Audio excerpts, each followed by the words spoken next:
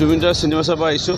এখন চিনেমা তেওঁ সকলোকে কৈ গৈছিল এখন চিনেমা চাব লাগিব আৰু তেওঁৰ যিহেতু এইটো এটা অৰ্ডাৰ এক প্ৰকাৰ আৰু দাদা হয় সেই চাব আহিলোঁ। কান্দিবতো লাগিবই, তেখেতক এই মুহূৰ্ততো কানুন অলপ আহিছেই। জুবিনদাৰ যিসমূহ আদৰ্শ আছিলে, ফুটবল খেলিছিলে, ফুটবল আমি জুবিন FC আমি ফুটবল এটা দল আমি মৰিনীত গঠন কৰিলোঁ প্ৰাক্তন প্ৰবীণ খেলুৱৈসকলক লগত লৈ। জুবিনদা নাহৰ গছ ভাল পাইছিল, 1000 নাহৰ গছ আমি ৰোৱাৰ পৰিকল্পনা কৰিছোঁ। জুবিনদা যি কৈছিল যেনে কৈছিল আমি সেই আখৰে আখৰে পালন কৰিম। অসমৰ মাননীয় মুখ্যমন্ত্ৰী ডক্টৰ হিমন্ত বিশ্ব শৰ্মা ডাঙৰীয়াৰ আহ্বান আছিল অসমবাসীৰ ৰাইজলৈ, আৰু সেই লৈ আমাৰ মৰিনী সমষ্টি য'তে যাওঁ বিয়া সকাম ক'ৰবাত খেল ক'ৰবাত অনুষ্ঠান প্ৰতিষ্ঠান সকলোৱে ৰাইজে কৈ আছিলে আমাকো দেখাব চিনেমাখন। প্ৰায় 3-5 মানুহ আমাৰ মৰিনীৰ পৰা আহিছে, আমি একেলগে চিনেমা চাম এতিয়া। আৰু জুবিনদাৰ বৌক এটাই বাৰ্তা দিম যে বৌৰ লগত আমি আছোঁ, অসমৰ ৰাইজ আছে। জুবিনদাৰ যি বাদ্যযন্ত্ৰত থকা দলটি আছিল, জুবিনদাৰ ঘৰত খবৰ ল'ব যাওঁতে বৌকো কৈছোঁ, দলটিকো কৈছিলোঁ, ৰাজাদাহঁত আছিল, সকলোকে যে আপোনালোকৰ দলটো মৰিবলৈ নিদিব।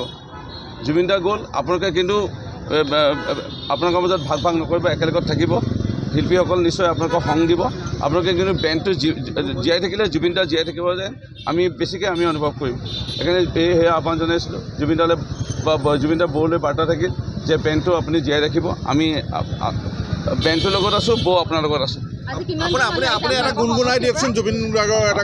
আমাৰ প্ৰায় 125জন মানুহ আহিছে, 125টা ছিটৰ আমি এটা হল বুক কৰিছিলোঁ আৰু আমি 25জন এতিয়া আহিছোঁ আৰু 1-2জন বাঢ়িব পাৰে।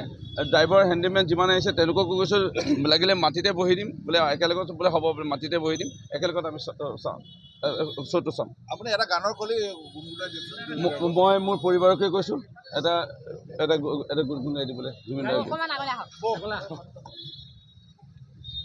জুবিনদালৈ এতিয়া এই মুহূৰ্তত শ্ৰদ্ধাঞ্জলি জ্ঞাপন কৰিছোঁ। আৰু জুবিনদা নাই আমাৰ মাজত, আমি সকলোৱে বহুতেই মিছ কৰিম তেখেতক। এই চিনেমাখন চাই যে এটা আৱেগ মানে হ'ব বুলি ধাৰণা কৰিব পাৰিছোঁ, আৰু চবকে দেখিছোঁ যি ধৰণে কান্দি ওলাই আহিছে, আমিও চাগে তেনেকেই সেইটো অৱস্থাই হ'ব। তেওঁলৈ শ্ৰদ্ধাঞ্জলি জনাই তেওঁৰ মানে এটি কলি গীতৰ ৰৈ ৰৈ বিনালে,